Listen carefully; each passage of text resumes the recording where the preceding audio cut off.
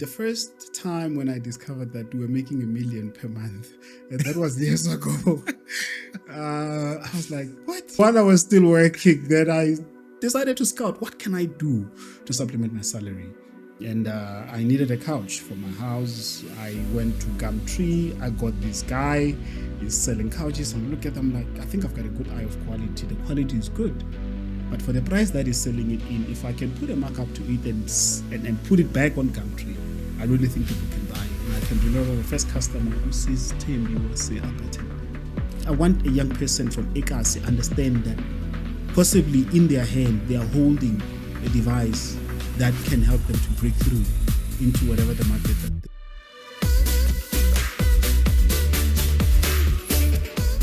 Welcome to another episode of Mindset Profits. Today we want to talk about building a business with someone who has made building a business simple. I'm curious to learn, and I'm sure you are too, what it takes to build like a multi-million rand business. Nyana. That would be a cool thing to be able to do, right? How businesses start small and build to that. Mr. Sillas Hlongwane is joining us today.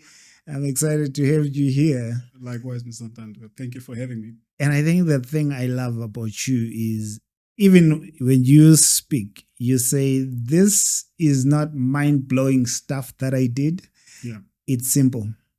Simplicity. You say you are just a simple man doing simple things. That's simplifying things. That's how I roll. You know what I mean? Are you surprised that your business got big and got to make the kind of money that you got to make? Did it ever shock you? It actually did. The first time when I discovered that we were making $1 million per month, and that was years ago, I was like, what? You know, so yes, to a certain extent, I got shocked. But right now, these figures no longer scare me because... So you see $1 million in a month and you think, okay, let's... Apart from that, remember as well, the expenses grow because you want to grow the business. Yeah. So, and the more you grow, it means then you're eating from that turnover. So now you chase the next level. You chase the next summit. So what does Mr. Sillas do? So I own Chivalry Designs, which it's a finisher retail studio. We are based in Fourways, and then as well we manufacture our own pieces. So I own a workshop as well, a finisher making workshop. In the simplest of sense, that's what I do day in, day out. Of course, it gets more sophisticated when you start to look at the fact that we have an online store that is running, and then we've got all the social media pages and yeah. But you are a calm person, kind of like me, like the chilled guys, not the people that you would expect to be out there selling. But you're out selling the guys that speak a lot. What's going on there?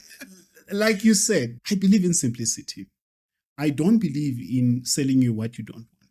I believe that my responsibility every day is to show you what I have and then come to me and you say, Sillas, I need this. It's not my responsibility to go and try to convince you.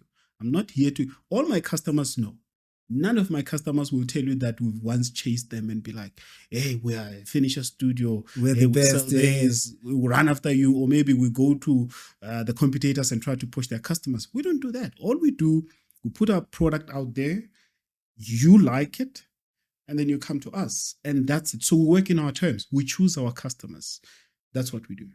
So that simplifies your life. And have you ever felt the need to be more outspoken, outgoing, more out there as a salesperson? I've never felt that because, for a lack of a better word, it really irks me when a salesman tries too hard. Call once. If I request a quotation of a specific product, if I want this cup and I ask you how much this cup is, let the conversation end there. If I want to continue the conversation as a customer, I should reach out to you as a seller. And so this thing of... That's been your philosophy. That's my philosophy. So this thing of you now, first thing in the morning, hey, Mr. Sillas, have you decided that I'm going to buy the cup? It doesn't work. It really doesn't, because you put me in a spot where I have to now tell you and be like, look, I've looked into your products. It's really not up to standard. It's not something that I would buy. and we really don't want to get there. So I believe in politeness. So it really gets irritating when people just make follow-ups and follow-ups. And that is tied to my personality. I really don't believe in imposing myself in spaces.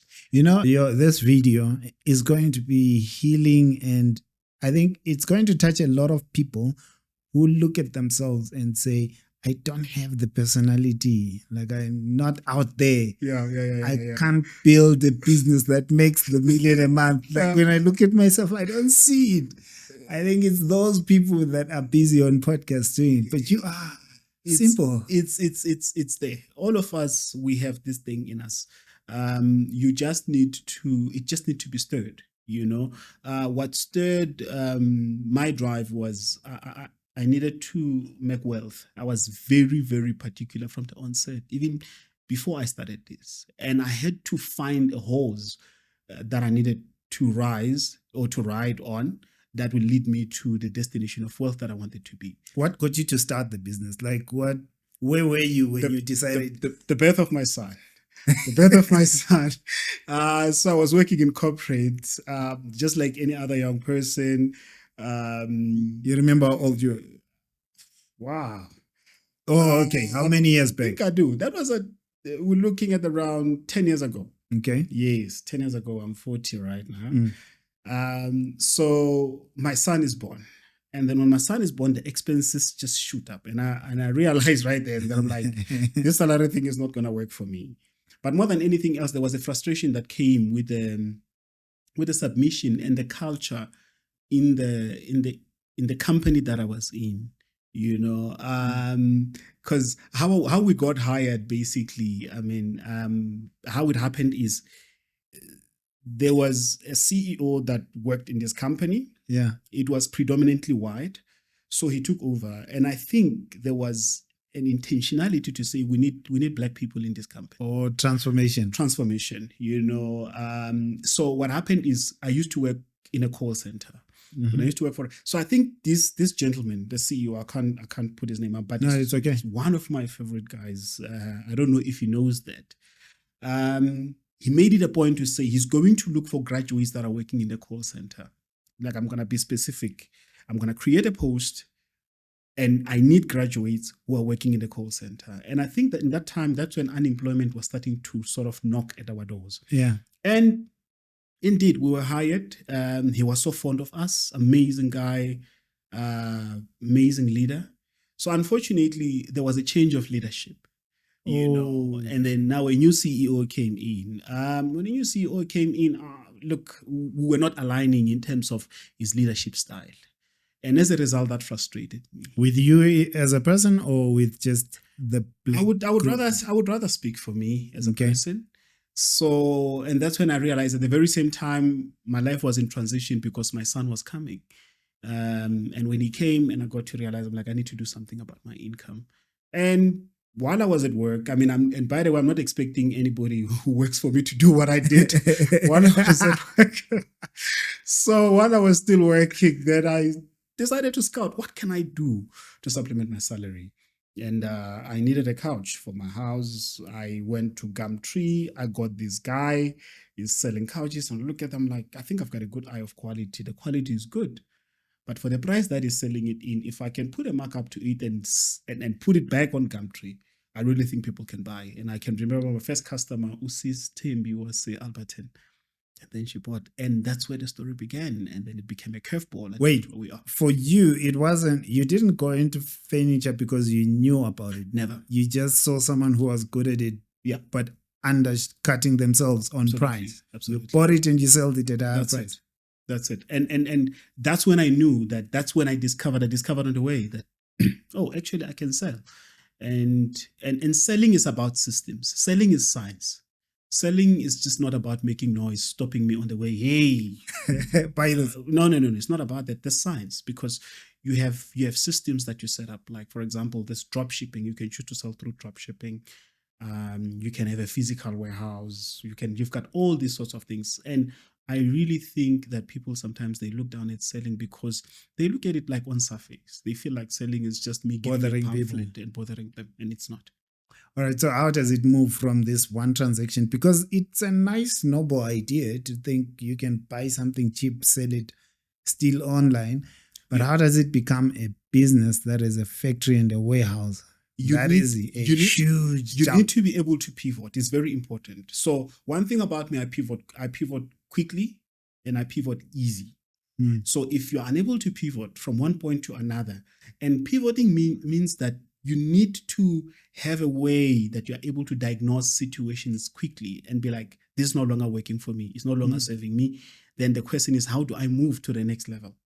You know, but so what happened is the gentleman, I told him, like, I really like your items. I really think they're of quality. I've used it for a few months. I'm convinced that young people like me are looking for the very same thing. And I really think, because my budget was double for what I bought the item with, I really think that if I put this thing up in the market, there are people that are going to buy. And really the intention was just to buy from him, and if possible we become partners and become my supplier. I never thought that one day I'll be owning the manufacturing workshop of products that are 10 times better the quality of what I started with. So the guy started to slack in supplying. We buy items, next thing there are delays, and I realized, I'm like, nah, this is not gonna work. Then thank God we happened to know where he was getting the stuff from. So this thing is a long chain, because he's getting some stuff from somewhere, and then he comes and he sell it to us. I'm selling it to, you know what I mean? So it was a very, very long He was also not making everything. So when we discovered that, but at the very same time, you can never underestimate guys like those, because they capture the suppliers. So it's not easy to really penetrate his market at the very same, because you might find that he's purchasing 20 units per week. You are coming as Sillas and be like, you come to the very same supplier, it's like, I want you to supply me, but your capacity is like 2 units a week. So if the guy hears that now you're supplying Sillas, who's the competitor, he can decide, he can pull the rug and be like, dude, I'm no longer buying from you. So they capture it in those dynamics. So they capture the market in a way. So when we discovered, because it was a big place, you know, so we started exploring and look at the guys, the underdogs of the industry, and we started to chat to them, and they were willing. They were looking for distributors, and then we created the market, and then one thing led to another. Okay, so how did you get past the thing of gatekeeping? Because you sidestepped it. I really think, now that I look back, I'm like, I really stepped on the toes, you know, and I really think there was a sense of enmity between me and the guy. I really don't think we still do see eye to eye even today. My mind was so fixed, or my eyes were fixed on the goal. When I started to realize, like, this thing is working, nobody could stop my hands from getting what I've realized, that what I've identified as something that will make my life worthwhile. So it wouldn't be a gun. You would put a gun in my head, I wouldn't go back. Okay. Because I realized, I'm like, I really think this is working, because the end product for me, like I said, it was the issue of pursuing wealth. I realized I really think it might not be the quickest way, but this is one way that I will sure end up becoming what I've pictured that I will become. All right. So from working in a call center, I would assume your competencies were around customer support, customer relations, marketing. Yes. But where does the business acumen come in? Because now you are running a fully fledged business. It's not one department anymore. I learned a lot. You know, I look back and sometimes I really think that I'm guided. I sometimes think that there's just a wind beneath my wings. And, you know, I'm a biblical scholar. So I would quote Jesus when he spoke to Nicodemus and be like, the wind blows where it wants. And I've learned something. We are all floating in these big ship. And you know what? Sometimes you need to go where the wind is blowing you to, you know, call it the ship, or call it the wind or the ocean. Don't resist where the wind, and that has got to do with attention. Pay attention, you know. So when I worked in a call center, when I worked for Edcon, we were collecting, actually. We used to call people at around 8. Like 8 in the evening. Oh no, we used to knock off at 9. And so what happens when you work in a call center is you don't know who's the next customer you're going to talk to. Okay. The details of the customer comes now when the call is ringing. So now you know, no, now I'm talking to Mr. Masego. And immediately Yeah. you have to study the history and the behavior of this customer. On the go. If he's the type of guy who swears at you, you're gonna realize this guy he swears at agents. I got to realize that I tend to calm people, and I would call people even at 8:15, and people would know that once it's 8 o'clock, guys Don't pick up customers the- don't like taking calls. The moment they hear I'm from Edgar's, they would swear at you, and I got to realize, for me, it's easy. I strike conversations with this guy. You know what I mean? And people, if they promise to pay, they would pay. I would be at the highest, and that time I hated this job. But now I look back, build you. I look back that has built my character. And more than anything else, I realized how that continued, because when I started to interact, because at first I did everything myself. I would literally go to the workshop, pick the couches myself, transported them. It was just one-man show. But one thing that was prevalent in all these experiences was that I picked up that I'm easily likable. That's what I picked up. And I've made a lot of friends from customers, Okay. So it's one thing that I always appreciate, which I picked up that it was there during the call center days, and I might have sharpened it during those call center days. And right now it's working for me. Beyond being likable, can you trace anything that you were doing for clients to get calm during that phase? I think, like if you were to run a masterclass, yeah, what would you be teaching? I think I'm just I don't know how to put it. I get through to people easy, and I think it's because I love humanity. So every time, it's more like every time when I talk to people, there's a sense of radiance that they see in me, and my staff always believe that I'm the best boss that has ever happened. Or you just love people? I just love people.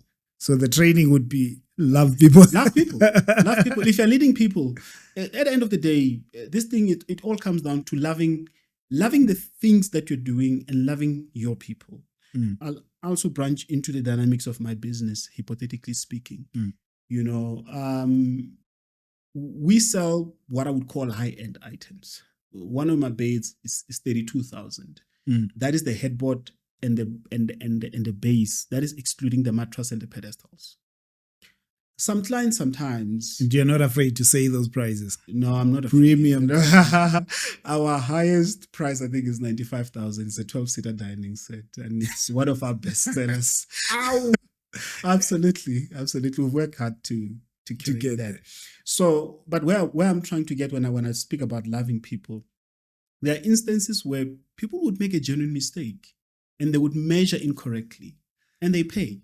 And when we deliver, only to find that the item doesn't fit. It's either it's too big or it's too small.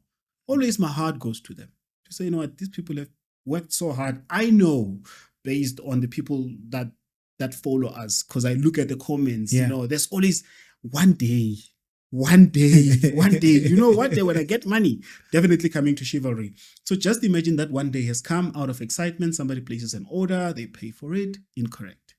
What do I do? If I really don't love my people, your fault. I'll tell you it's your fault. And I walk away and they have to pay the balance.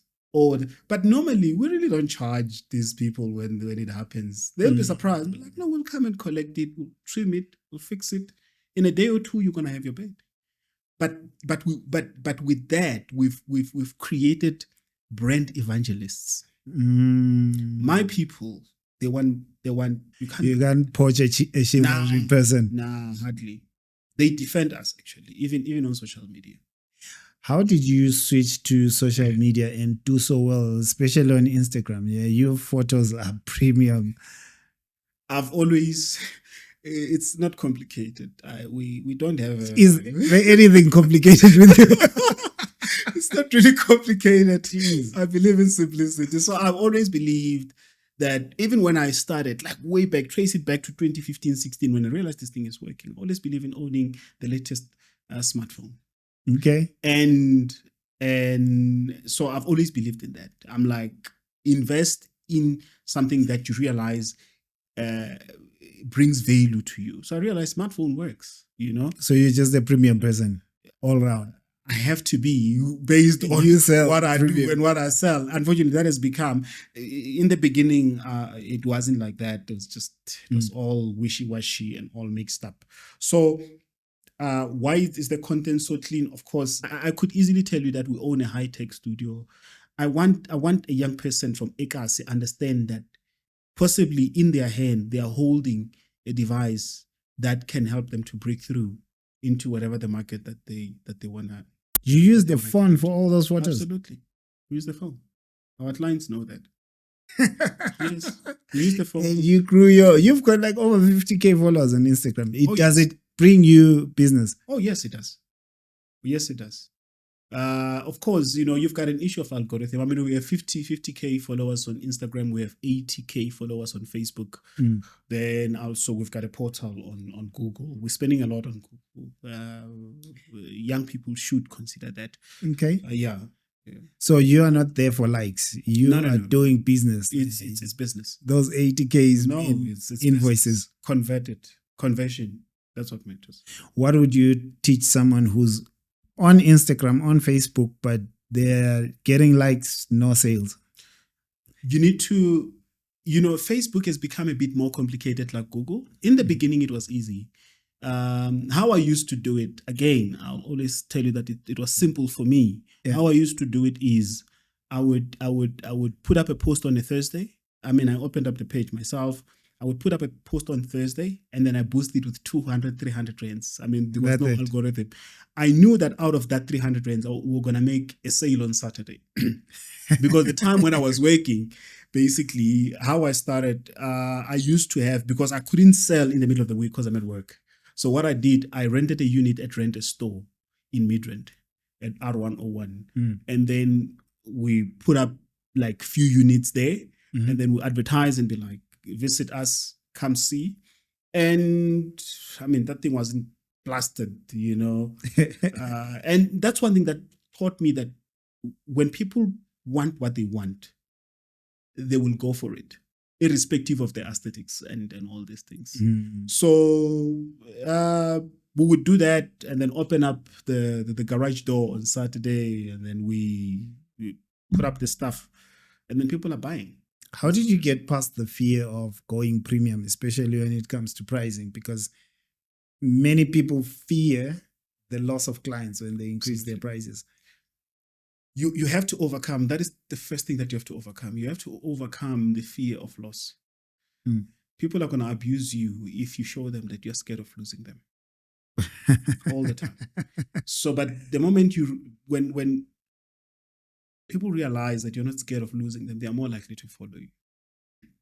So there are customers that we started with 10 years ago, and today they moved into estates, and they're still with us. And I don't know whether they were part of the people that were complaining, like, "Man, this guy now is expensive." But more than anything else, what motivated me and to say, let's move to the next level, let's change gears. It was the frustration that came with the current level. When I realized it became too frustrating, I was like, then let's go high instead of going low. Because overheads kept on increasing. I mean, at first when I started, I didn't have a car, so I would have a friend of mine who would transport me around, who would deliver together, been all over the country, literally. Go to Limpopo, Mpumalanga. The only place we wouldn't go is Eastern Cape. Eastern Cape is far. It doesn't matter where you are. Eastern Cape is very far. So right. Go almost everywhere with him. So then I bought one car, and then one car was no longer enough. Then I bought the second car. And then I got to realize that now, and then we acquired an overdraft. And how I got the overdraft, it was so funny. I went to the bank because my card, the chip wasn't working. And then when I got to the bank and then I met this guy, I wish I knew his name. I don't know his name. I'm like, dude, you helped me a lot. And then when I went there, I think I had like 30K in the bank. And then he comes back, he's like, don't you want money? I'm like, I want money, dude. It's like, yeah, I think you can qualify for overdraft for 150, 400, 430,000. I can give you a credit card for like 50K. I can give you a revolving loan for. Okay. Yeah, I'm like, what? I was like, yeah, I can. And what I did, I took all that money. All that money, I took it. And then we had a showroom in Highgate. And then we upgraded the showroom immediately. You took all of that debt All of it. at one time. All of it at once. We took that money. I gave it to That Bruno. was a huge risk. Yes, it was. Because I didn't know how the people in this now level, how are they going to receive it? Because you can buy and they don't, But I had. Did it work? It did, because I had done work in realizing that, in finding out what is it that people wanted. So what my clients wanted, they wanted to see the product. That was one thing all the time, because we would advertise something sells, advertise something nice. All the time, it's like want to see, want to touch. So given that report that I had gathered for the past 3 years, I realized that, you know what, if we have stock, there's no way that people are not going to come. And it was based on that I went, I'm like, let's move levels. Bruno, give me, let's make up a project to reach the showroom. And that's exactly what we did. And we're in Highgate, like somewhere far, but people came and people trusted us. It was there when, the first project that we did was in 2018. I think it was in Blue Valley. I think it was close to 200 and something thousand. Oh, it felt that. and I'm so grateful to those people that trusted us. And to tell you what, it's that very client I think I don't know if I spoke about it here or before the interview when I told you that when I was ill in December, bedridden. Yeah. My team delivered on the project in Sandton. So that very client, they moved from Blue Valley. Now they went to build in Sandton. And guess what they came to? They're still with you. And we caught it. You know how much it was? It was $1 million. One job.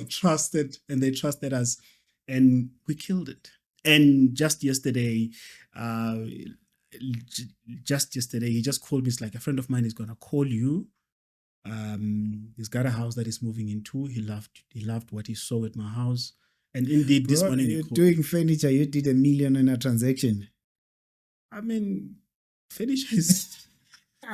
There are 3 things to buy. You buy a house, you buy a car, and you buy furniture. And people don't think about it. You don't approach furniture with an afterthought approach. You have to factor it in when you are calculating your expenses and your budgets in the beginning. What's the biggest risk you've taken? Was it the loan, or there's one bigger than that? I really think that was it. That was a big risk, because if people didn't buy, that it backfired. No, I would be in debt, man. I had never tested even like 50K. Now I've got 100,000 with me, and I've charted, But I wouldn't beat myself. I would beat myself had I taken that money and charted with slay queens and then things, But knowing that I've used it for something worthwhile and it didn't work. You were betting on yourself and on the business. That's it. What would you say is the biggest mistake you've made so far? I'm curious to hear what. I don't believe in mistakes. I only believe in lessons. What's the biggest lesson? Wow, I can't think of the biggest lesson that we've learned. I can just talk about the biggest challenges that we've experienced. As a small enterprise, the biggest challenge that we experience is refunds. Yeah, and sometimes, say what, customers are right. They get frustrated. And they'd be like, look, we can't do this. We have refunded 100,000. That must be so. It's so, but you look at what the customer is bringing to you realistically, and you realize that, what, my team really messed up here. Let's give the customers their money. So normally that's where the lessons are coming at, because you really... what happens after a refund that big?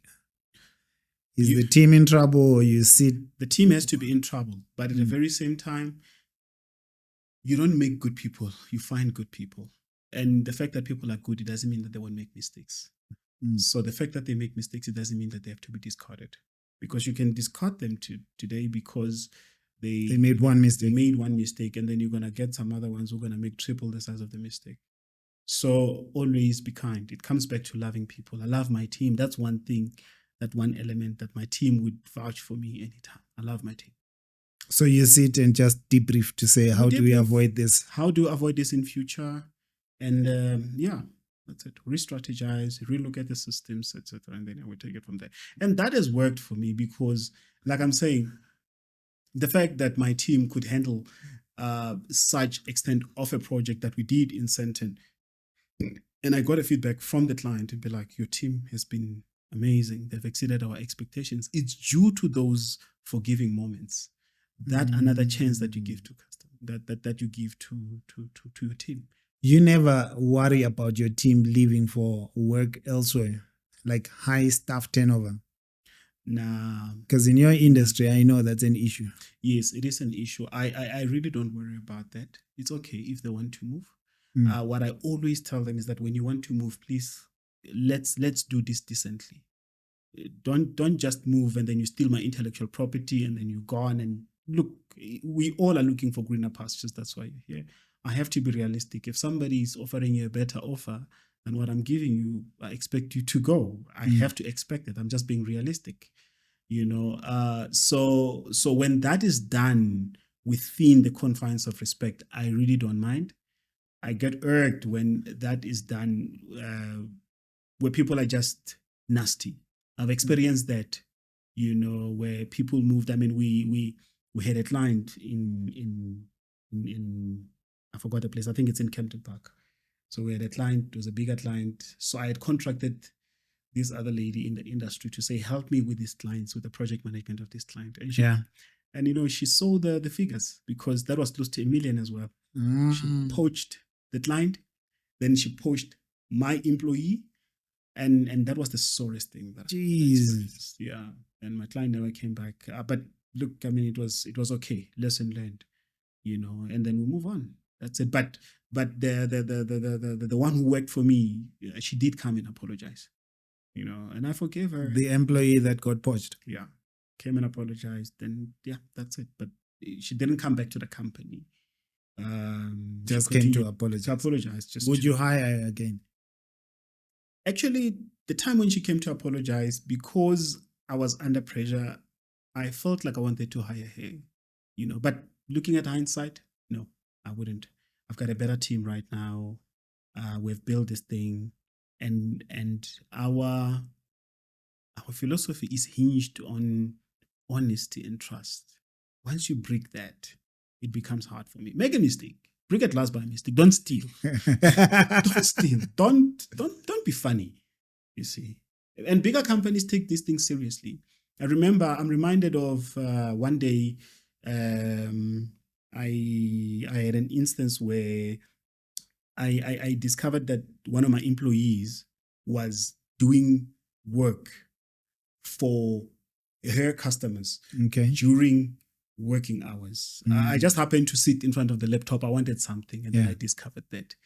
And I remember sharing with there was a guy, white dude, Easy Life Kitchen, and then I shared with him. I'm like, this is what happened. And it's like, so she stole from you. I'm like, no, she didn't. She just did work during. It's like, that's theft. And I got to realize the reason why bigger companies grow is because they take this thing serious. That is theft. She was stealing the time because I was paying her. And I had to act very stern, and I had to let it go. Okay. That's a big lesson. Big lesson to learn, yeah. All right. So there's something I missed when you were talking about your jump from corporate or from your job to the business. Yeah.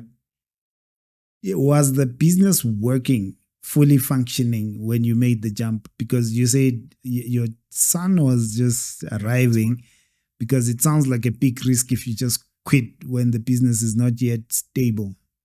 How was the transition like? I was supposed to, and I'll go back a bit, I was supposed to go for hearing because I think there was just a lot that was happening. Also, really, it got so toxic you had to leave. Yeah, I was supposed to go for hearing, I remember. And I was like, nobody's going to have the joy of firing me. I'm resigning. And I came and I offered my resignation. And then I went out, and I remember the money that I got pension was like 30K. It's not a lot. It wasn't. It's nothing. Yeah. It was 30K. But funny enough, I wasn't so focused on it, And then I started to push then, I just started to work, and nothing ever felt. There was never a time where I felt like, "Ooh, I want to go back." I've never had a time where I was like, "I want to go back to." So once you made the jump, you were focused on growing I this was thing. focused on it, and it worked. And God has been very kind. So there's two phases of your life. You talk about your growth during the time when you didn't have a car. Yeah. And you say there you were using public transport and Yes. you got to read Absolutely. a whole lot of books in Absolutely. that phase. Absolutely. And you miss that era. I do. I do. It's the mystery of life. You know, when you get to the summit, you get to miss what you experience at the bottom. You know, the simplicity of life at the bottom. You know, because everything that I am, I would credit it to a friend of mine, Grant, the late Grant Solomon. May his soul rest in peace. He passed away in 2021. Is the one who introduced me to positive thinking. So I've been in the positive thinking space for a while, and I would encourage every young person, because that helps you with the fortitude and the determination and the tenacity as well. You know, the positive thinking introduced me to reading, to positive thinking. You know, the books. Miles Monroe, that was my first book that I read. What is it? Maximizing Your Potential. I was still back at school, you know, at University of Venda. And then from there, it went. When I came to Josie, I continued with reading. And what I would do is, when I would go to work without a car, in a taxi, I would be glued in a book. That's it. And that has shaped my philosophy in so many ways, that I never left that industry. How long was this period of using public transport and reading every time you're in a taxi? My first car was in 2014.